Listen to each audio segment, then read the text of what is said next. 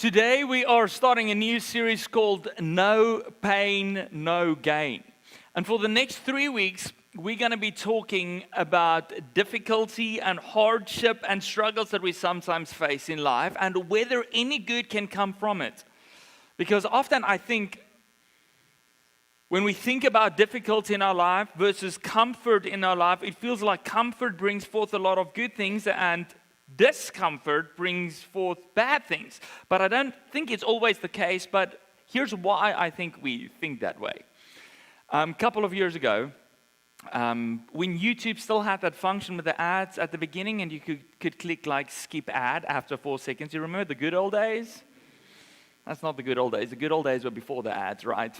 But when you could actually still skip the video, we were still in South Africa in Cape Town. We just moved to Cape Town. We're busy starting a new church. It's a difficult and a busy season.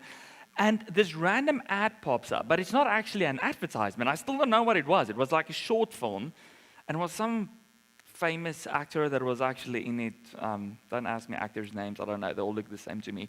But he was on this boat, a sailboat on the ocean, and he had like a glass of something in his hand. But it's this short film, and the 5 seconds go past, and I don't click skip because it's so intriguing. I keep watching this little short film of this guy that's just so relaxed and so comfortable on his sailboat on the ocean. So the video ends, I do whatever I had to do, and I jump onto Gumtree. That's our version in South Africa of Kijiji and stuff like that. And I start searching for sailboats. I'm in Cape Town, there's an ocean. It's the #1 kite surfing spot in the world because there's always wind. So I'm searching for a sailboat, and I'm actually Googling mooring cost around Cape Town, like where's the cheapest place to park my boat, right? If that sounds funny to you, here's the best part. Okay, the guy who's doing the searching for a sailboat. If I'm on the ocean on a boat and it stops for more than 5 seconds, you know those little brown paper bags that they always have? I don't fill up one of them, I just keep going. So this is the interesting thing, right? Like I get such bad seasickness. But that video was so intriguing of this guy in absolute peace and tranquility on his sailboat on the ocean that I was searching for a sailboat to buy because it portrayed this idea that if you can just be on a sailboat on the ocean, like all of your anxiety and fears and things will just wash away and you will be in this tranquil, happy space. And I think that is what often happens to a lot of us and why we believe that comfort is so good, because marketing is really, really good at making you feel like you are in a discomfortable position in your life because you are still missing out on something. If you have this new car that connects all of your devices, and like have an extra space for a car seat for your newborn baby, then you will truly be happy and life will be fulfilled. Or if you just have this new cell phone that takes better selfies and it blurs out the background, then you will truly be happy. Whatever it might be, that is what marketing does. It tries to convince us that if we want to be happy, we just need to be more comfortable. And if you ask me, Louis, what is comfortable stuff? What is stuff that makes our life comfortable? This is my own definition. This is not a dictionary definition. I think things that make us comfortable is anything that you don't need in order to survive, but it is nice to have. Like your plush top mattress. You don't need that to survive, even though you think you do. You can sleep on the ground, you'll still survive, right? But it's so nice to have. That's comforts of life. We don't need it to survive, but it's nice to have. And we start to believe that these comforts will bring us happiness. And then to just load another layer of pressure onto us, not only does marketing do it, but then a couple of years ago, about, 10, 20 years ago, social media arrived in the world. And actually, a lot of studies have been done about this, about how now in the world we're living in, I'm not comparing myself to my tribe, to a couple of people that I know that often had a good impact on my life because it helped me to live to a higher standard, to be more productive, whatever. Now I'm comparing myself to the whole world, and often I'm comparing myself to people that seems on social media to be really comfortable and happy. By the way, it's not always the truth, right? You don't post on social media like, oh, look at my broken down car. I'm so sad. You post when you got a new car, right, with the ribbon on it, and everyone congratulates you, and it looks so perfect, and it looks so good. And I look at someone else who's got all of this stuff and who seems so happy, and I'm like, now not only is marketing telling me that if I can buy this product, that my life will be happy, but now I see that product in someone else's hands, and I'm like, truly, that must bring me happiness. Think about it for a moment. If I had to ask you without any introduction, think about the most comfortable person you possibly can. Who would you think about? I would probably think about my dog, but that's not a person, so I often wish I was a dog. That's a life, right? But if you had to think about the most comfortable person, it's probably an actor, a musician, maybe CEO of a big company. Why? Because it seems like they're really happy because they have it all. They've got the big houses. They can carry sinks into headquarters of Twitter. Okay, some of you don't follow Elon Musk. But anyway, we think everything is going to go really well when we look at those people. But what is interesting as well, when you go and read the stats, just this past week, we were at a conference, or 2 weeks ago, where they spoke to a big guy in the movie industry who's been married, I can't remember, 40 years or something. And they actually said, like, this is not the norm in your industry, is it? And he's like, no, it's not. Relationships are often falling apart. It is some of the groups that are the highest stressed, struggle with depression, whose marriages are often, and relationships are falling apart. But when we look at surface level, it seems like they've got it all together and like everything is happy. So we start to believe that comfort will bring us happiness. Here is the interesting fact. We are the most comfortable generation, it should actually be generations to have ever lived, because we are a couple of generations in this room, right? And especially in the Western world, we are really comfortable. We're definitely the most comfortable. No one has ever slept on better mattresses. It's driven better vehicles. Like, we are the most comfortable generation to have ever lived, but we're definitely not the happiest generation. And that leads us to the first part of the series, No Pain, No Gain. Our first part is today, our first topic in the series is comfort is overrated. Comfort is overrated. And for the next 3 weeks, we're going to be reading from the Bible. By the way, if you are new to church, the word Bible, the Bible is not a book. The word Bible comes from the Latin word biblia, which means a library. So the Bible is not a book, it is a collection. It's a library of 66 books. And the very first book in the Bible is the book of Genesis. And we're going to be looking at the life of a young man named Joseph that we find in the book of Genesis. And we only have 3 weeks to speak about his life. He had a lot of comforts and a lot of discomfort in his life. And we're going to see what God did in his life and through his life and what we can learn from it. But this is what I really want to encourage you for. We spoke about becoming a self-feeder just a couple of weeks ago. And since I cannot work through every single verse in the Bible that had to do with Joseph, I want to encourage you to go home and to read the story of Joseph. It is the 3-week commitment. Okay, all you need to do is 4 weeks this week, and the next 2 weeks will be 4 days, and the next 2 weeks will be 5 days that you have to read. And when I say 4 days, you're like, oh, that's a lot of reading. It's not a book. It is short chapters. You're just going to read 4 chapters this week. So I want to encourage you to read 1 chapter a day. And this will not only give you a bit of backstory of Joseph, but it will set you up for what we're going to be talking about next week. So if you do not have a Bible, you can download on your phone the Bible app. Just search for Bible on your app store.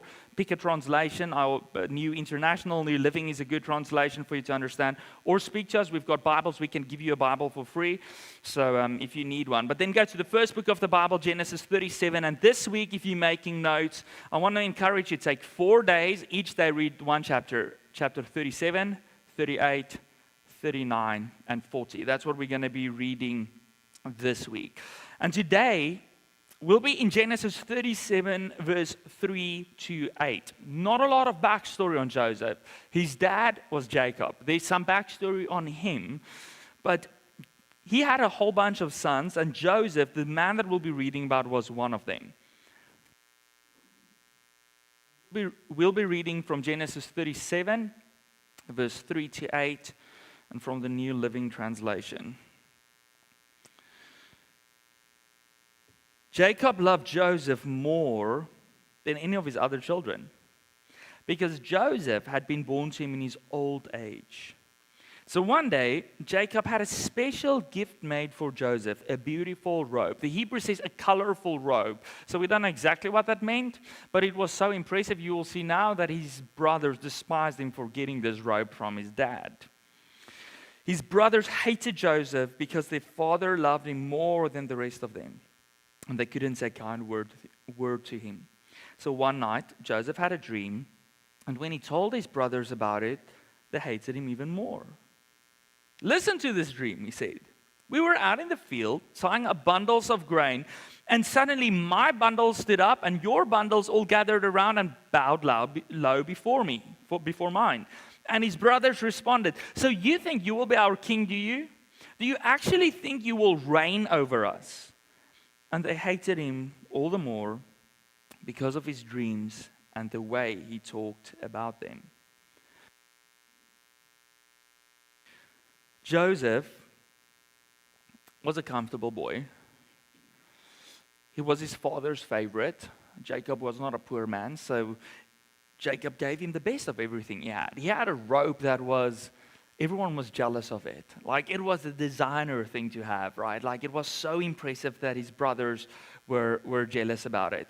He didn't have to do all the hard work. We see that often. He was 17 years old, so he was more than capable of looking after the sheep. We know that back in those days, at 17, you were seen as an adult man. But often we would read that his father would send him to his brothers who were watching the sheep, and he didn't have to. So he didn't have to do the hard work. He got the nice clothes. He had his father's love. He had all the comforts you can think of. But what did it make of him? What did comfort make of him? And you might not see all of this. This is a really short couple of verses. But I think from the storyline, we can pick up that comfort did something to Joseph at the beginning. One, I think it made him a little lazy. If he wasn't lazy, he would have been, and we're going to continue reading in a little bit, but he would have been with his brothers watching the sheep. He would have been working because at 13 he was seen as a man. But he didn't want to. And I don't think it's because his dad was, let your brothers do the work. You can just kind of like chill out over here. It was probably because he was his dad's favorite. He went like, oh, Dad, like, I don't want to do the work. Come on. Got all these brothers, send them. And his dad was, okay, you can rest. I think it made him a little self-absorbed and arrogant. And we don't read this specifically, but it's interesting that his brothers hated him so much that they actually wanted to kill him. We're going to read about that now. And why do I think it made him self-absorbed and arrogant? Because he told them about a dream. And then we read that because of the way he told them about the dream, about the way he used his words, they hated him. The Hebrew literally says, because of his dreams and his words. That's what's written there in the Hebrew. Words don't just like make people hate you. It is the context of words. It's the way we use the words. The dream wasn't the problem. It's a dream of some grain, like just doing their random thing, coming alive, right? It's like a cartoon. But the way that he presented it to his brothers made them feel that he was arrogant, that he wanted them to bow before him. It is interesting, I also think, that his comfort probably made him a little bored and discontented. He didn't just want to sit at his dad's house and like just chill there all the time. He wanted to rule. He wanted to be in control. He wanted his brothers and even his father, if you continue to read the story, to bow before him. And all of this was God actually setting his life up for a purpose. But I think his comfort did something in him and to him that wasn't the best. See, comfort has an interesting effect on our life. It is not necessarily comfort, a desire for comfort. I think does two things. The first is it sets me up to take my focus, all of my focus, and put it on myself. You might be like, Lou, that's not completely true. Maybe not, but let me give you a couple of examples. You can use all kinds of reasoning for comfort, right? Like if I just get the right mattress with a really nice plush top, I can sleep so well. Like I will have no more back pain, like I will sleep through, and that will make me the best employee. So I'm not actually, selfish. I just want to be a better employee. Like your mattress has nothing to do with it, right? It is your skill, it's your competency, it's your commitment to what you're doing. Or you might tell your mom, like, listen, if you just buy me the new iPhone, I will be the best kid ever because I'm going to call you every day, like when I leave school. That's not completely true, right? You can have a Nokia 3310. If you don't know what that is, like go and Google it. You can have a Nokia 3310 and you can still call your mom and your dad. The fact that you care about your parents, that you honor them, that's what makes you a good kid, not the newest phone. So we can make all kinds of excuses about why we need comfort in our lives. But when I have this desire for comfort, my actual desire is for pleasure. My actual desire is for my influence to grow, for my self-esteem to grow. And it actually gets to a point where my desire is for someone else to not have more than what I have. I don't want them to have better clothes. I don't want them to live in a bigger house. I don't want them to have a better car. You see, comfort is an interesting thing.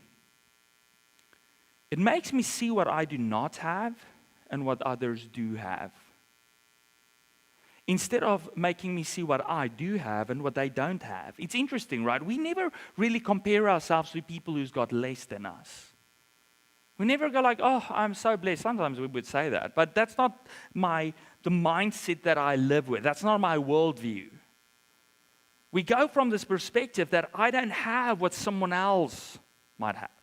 Like, I wish I could have their house or their clothing or their car or their phone or their fame or their fortune. And you might be like, but what is the issue with that if it doesn't harm anyone? Like, what if it's just like, I want to better my life? I'm not causing harm to some actor that I'm following on Instagram and I want to be like them. So what's the big deal with it? Here is the thing. When I desire comfort above all else, not only does it take my focus and put it all on me, but because my focus is all on myself, what happened with my focus that was on other people? I start to lose that. I don't see other people. I lose something of what I needed in order to build healthy relationships. And that's what happened to Joseph. Joseph was so comfortable and his focus was so much on himself that he created a rift between him and the people who are supposed to love him the most. And I want you to hear a bit of the rest of the story from Genesis 37. And we're going to read verse 18 to 23. We're going to skip the middle part, but I'll tell you what happened. But in verse 18, this is what we read. His father sent him, because Joseph was lazy. He didn't want to go and take care of the sheep. So his father sends him to go and hear how his brothers are doing. So Joseph walks over, like bit of a search, but finally finds out where his brothers are. And then when Joseph's brothers saw him coming, verse 18, they recognized him in the distance. And as he approached, hear this is his own blood brothers, they made plans to kill him. Here comes the dreamer, they said. Come on, let's kill him and throw him in one of these cisterns. We can tell our father that a wild animal has eaten him. Then we'll see what becomes of his dreams. Then we'll see what becomes of his arrogance, of his self-centeredness. His one brother, the piece that's not on there, Reuben, came up for him, and he thought like, man, it's my father's son, it's our blood, maybe we shouldn't kill him. But that's kind of like a side note. It's not that he didn't hate Joseph, he just felt like killing is a little too far, right? Stepping over the line. So verse 23. So when Joseph finally arrived, his brothers ripped off the beautiful robe he was wearing, and then they grabbed him and threw him into the cistern. The cistern was empty and there was no water in it. That's what we're going to read. See, I'm not saying that comfort is bad. I'm really thankful for some of the comforts that we have in Canada. So I'm not saying comfort is bad all by itself, but it is often our desire to have more comfort. That is where the problem comes from. Because if it changes you in the way that it changed Joseph, if it makes you all self-centered, if it takes your focus off others and off God and puts it on yourself, what happens is the relationships that were supposed to be healthy with your parents, with your friends, with your family, with whoever it might be, they start to break apart. Because our ability for compassion, our ability for mercy, our ability for just plain caring about other people, empathy, our ability for seeing the needs of other people and their pain disappears the more the spotlight is on me and the less it is on others. His brothers couldn't wait to kill him because they just couldn't handle his self-centeredness anymore. So that is the problem with an obsession with comfort. It shifts our focus away from others and puts it solely on ourselves. And not in a good way. But I'm like, okay, if that's as bad, like where did it start? How did he get to this place where he had this desire, this need to have all the focus on himself, to be so comfortable? And I want to go back to my original illustration that I used of the sailboat. I think that story, that little short story that played on that screen in front of me, spoke to me so much because we were starting a new church in a city where we knew no one. We just moved 1,600 kilometers away from our family. Back then that was a big move, and then we moved 13,000, right? But it was a really tough time for us. And seeing that video gave me a sense that if I could just have a sailboat, like maybe some of this hurt or pain I'm feeling would go away because I'm so far away from family, because I'm in an unknown situation, and maybe it will give me a bit of peace and happiness. And I think that's often where our desire for more comfort comes from. It doesn't necessarily come from an evil place, but when it consumes my life, it often becomes something that's really unhealthy. But I don't think it starts from an empty place, from an evil place. It often starts with a very basic, deep down desire that each one of us have. And that's a desire for happiness. That's a desire to fill a void in my life that I don't always know where it comes from. But comfort doesn't necessarily equal happiness, right? We just saw that from Joseph's life, from his life. In fact, he ended up alone in a cistern, trapped and naked. And sadly, when I desire above all to have happiness in my life, and I'm willing to do whatever it is to add whatever comfort it might be to fill this void in my life, and I become more and more self-centered, what it means is the more my focus is on myself, the more I isolate myself, and I'm actually the one putting myself in that cistern. I become more isolated, I become more alone. There's a reason why we are the most comfortable generation, the most connected generation, but the loneliest generations to have ever lived. We isolate ourselves. At the end of the day, we find ourselves in this hole where we are alone and naked and broken and trapped by the very things that we thought would bring joy to our lives. I get trapped by incredible credit card debts, and I get trapped by all this stuff. All because I had this desire for happiness, and I thought the lie that comfort will bring me happiness because I fell for that. I want to encourage you today and say, don't use comfort, don't use pleasure that comfort brings as a bandage for an unhappy life. Because it won't solve the deeper problem. You see, because here's the thing. Comfort is about seeking outside sources to bring inside happiness. I think that a boat can bring me peace. I think that a Band-Aid can cure an infection. That's not the case. Comfort is not bad by itself, but when I live for that, to do something deep inside of me where I'm feeling empty and lonely and broken and isolated and unhappy, it's not going to work. The US ultramarathon runner Dean Karnazes, I don't know how you say his last name. He said this, he said, we're so comfortable that we're miserable. There's no struggle in our lives, no sense of adventure. What I've found is that I'm never more alive than when I'm pushing and I'm in pain. And I'm struggling for high achievement. And in that struggle, I think there's a magic. You see, this was just a guy who ran an ultra marathon.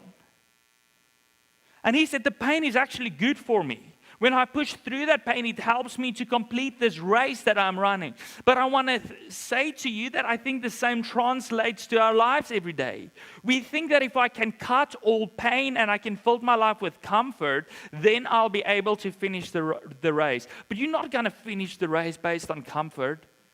Listen, you'll give up. Like he ran like 250 kilometers at one time. You'll give up before you get there if everything is comfortable because you'll just be bored. That's what he's saying, like we're miserable and bored because we think comfort is all there is to life. You see, what happens the moment that comfort is gone?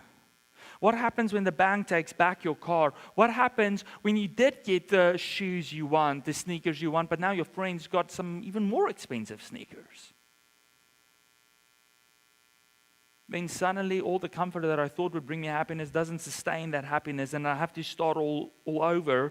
And I want to tell you, I think one of the lessons that Joseph is going to learn through his life, and we're going to be looking at the rest of his life for the next couple of weeks, but I think one of the lessons that he had to learn was if he wanted to find true happiness and joy and purpose in his life, it didn't come from outside things, it had to come from a deeper source. And there was a church planter in the Bible named Paul, who also suffered incredible hardship and who experienced incredible comfort. He talks about it at one point where he says, I've experienced riches and I've experienced having no food, but I've been content in it all. And I'm like, Paul, how do you get to that place? Like, I understand when you've got the comforts, right, how you're happy. But how can you be happy when you're facing terminal illness? How can you be happy when you feel alone? How can you be happy when you're isolated? How can you find joy when you're feeling depressed? How on earth is this supposed to happen when your physical circumstances doesn't allow you to find happiness? Paul knew it had to come from a deeper place, because he won't always be comfortable in this life. And he writes in the book 2 Corinthians, he writes chapter 12, verse 8 to 10, he asked God about some of the pain in his life. And he actually told God, like, God, take it away from me. He called it the thorn in his flesh. And if you actually read the Hebrew, the specific word that he uses for the thorn in his flesh, he says it's an angelos satana, so an angel of Satan, tormenting him. So we don't know exactly what it was. But this was not a small thing for him. It was a big deal. And he's like, God, I'm so empty. I'm so broken. I'm so without joy and happiness. I've got this thorn in my flesh. Just take it away. And he's like, but it's not going away. And then this is what God told him. My grace is all you need. My power works best in weakness. And then Paul writes these crazy words where he says, now I am glad to boast about my weakness, so that the power of Christ can work through me. That's why I take pleasure in my weakness and in the insults and hardship and persecutions and troubles that I suffer for Christ. For when I am weak, then I am strong. He says, so when the world looks at people and say, this is supposed to be the lowest point in your life, he says it's actually the highest point in my life, because it was not all the external things that people thought would bring happiness and joy that brought it to me. It is a deeper thing that sustained me through hardship and through pain and through suffering and through loneliness. He understood that he could either get depressed and angry and frustrated with his life and at God when things went wrong, or he could realize that comfort wasn't everything. See, we said when my whole life desire is to be comfortable, what I do is I take the focus of others and put it on myself. Here's the thing I think we don't always realize. God is one of those others. God is the first one that our focus should be on. But when I put all of the focus on myself, I lose sight of who God is and what He wants to do in my life. I lose sight of the joy and the hope and the happiness and the peace that He can give me that nothing else can ever fill. I get so self-absorbed in the pursuit of comfort that I forget about God. And what Paul is actually saying is in his discomfort, he found beauty. In his pain, in his hardship, in his weakness, in his brokenness, in him not having enough, he found a beauty that surpassed all of this ugliness in the world. And he said that beauty is Jesus. And His grace and His love.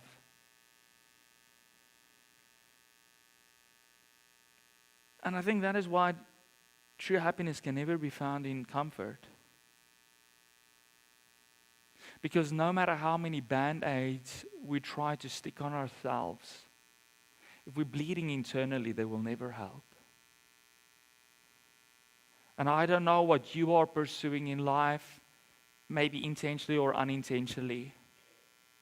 But unless we have Jesus that fills us in a different way, that gives us purpose and meaning, that fills us with joy and happiness, we can stick band-aids on ourselves till we're blue. It's not going to change anything.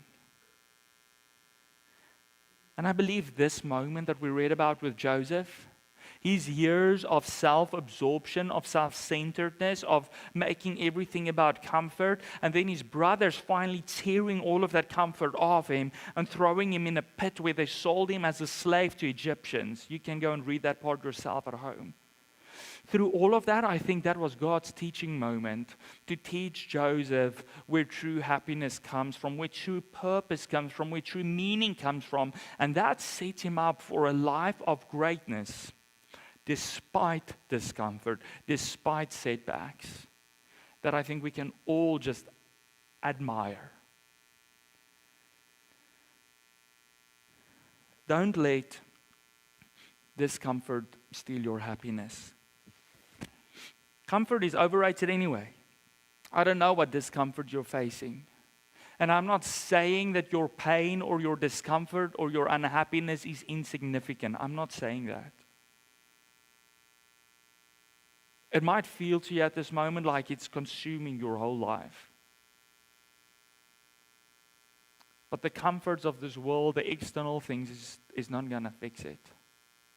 You need to find a deeper source for true happiness and joy in your life.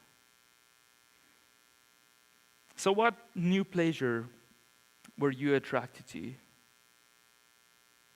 What people were you following on social medias, and were you comparing yourselves to, or just on the movies or the newspapers if you're not on social media? We all do it. It's not just young people because they're on social media. Who are you comparing your life to? Keeping up with the Joneses. That's what we said before we had social media, right? Look at your neighbors. Their house can't outdo mine. Who are you trying to keep up with? What band-aids are you trying to plug a hole with? If you think that's not true, open your order list on Amazon. What of those things were really necessary, and what did you buy in a moment where you felt empty and lonely and broken? That will give you a glimpse of when you had this idea that band-aids could bring you true happiness. So for the next couple of weeks, we're going to be diving deeper into this topic, and we're going to be continue to look at the life of Joseph. We're going to see next week why discomfort is actually underrated. And then we're going to talk a little bit about lessons that we can learn through our pain. But I want to encourage you to make a commitment to say, like, listen, I'm going to try something else. For 3 weeks, instead of trying to just stick a band-aid on me, I'm just not going to buy something on Amazon because I feel down. Not going to empty Walmart when my heart is sad.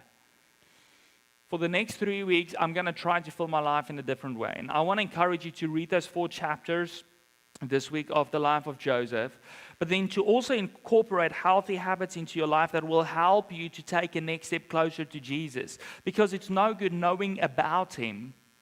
That won't help you. You need to have Him in your life if you want to experience the beauty of what it means living with Christ. And we have a couple of things that we can do to help position you in a place where you can have an encounter with Jesus. By the way, a couple of weeks ago, we handed out this playbook. This is our strategy, our vision as a church. If you haven't received one of these, they are on the welcome desk. Go and grab one and take it with you, because not only does it share our vision and our values, but at the end, there's 6 habits, or we call them 6 movements, that will help you to grow closer to Jesus, that will position your life on a path where it can intersect with Jesus. So I want to encourage you to grab this playbook. I want to encourage you to commit to the next 3 weeks. That's it. Maybe this is your first Sunday in church. Make a commitment to be here for 3 weeks in a row. And to say, like, what does this Jesus want to do in my life? After 3 weeks, if you want to walk away, like you lost 3 hours out of 3 weeks. That's not much, right? But if these 3 weeks, if Jesus truly changed your life, and for the first time you experience that you don't just have a Band-Aid on, but that you've got a deeper joy, that it's not the comforts of life that bring you joy, but something deep inside of you, then you gained the world. Then you gained everything. So I want to encourage you, commit to the next 3 weeks. Join our Next Steps classes. Next week, we've got Step Into Church, where we share a little bit about our church. The week after that, Step Into Place, where we help you to find your purpose here in Grace Church. The week after that, we are going to talk about stepping into faith, what it means to follow Jesus. And the 4th week of every month, we have Step Into Growth, where we will help you to grow, to add habits to your life that will help you grow in your relationship with God. So that's every Sunday except for the 5th Sunday. So first 4 Sundays of the month, directly after our service. And then for the guys who's in small groups, keep going. For the next 3 weeks, we're going to be talking about our comforts and discomforts in our small groups. We're going to pray for each other. We're going to encourage each other. We're going to be there for each other so that we can grow through it. But I'm asking you to make a 3-week commitment if this is not already part of your life. And see what God wants to do. Because there's no gain without a little bit of pain. Let's pray.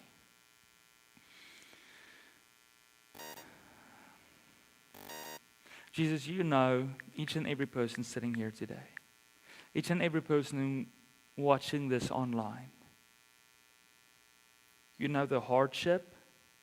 You know their pain, their suffering, their unhappiness, their emptiness, the loneliness, the nakedness, the dark pit that they might find themselves in. And you also know the things that we often try to bandage ourselves up with. Comfortable things of life that we think if we just add one more thing we'll truly be happy, but it's never enough, because you're the only one who's enough. And I pray for every person that's feeling like Joseph in that pit. I pray that at the bottom of that pit they will see Jesus. That they will find life and hope and joy and happiness that transcends our understanding.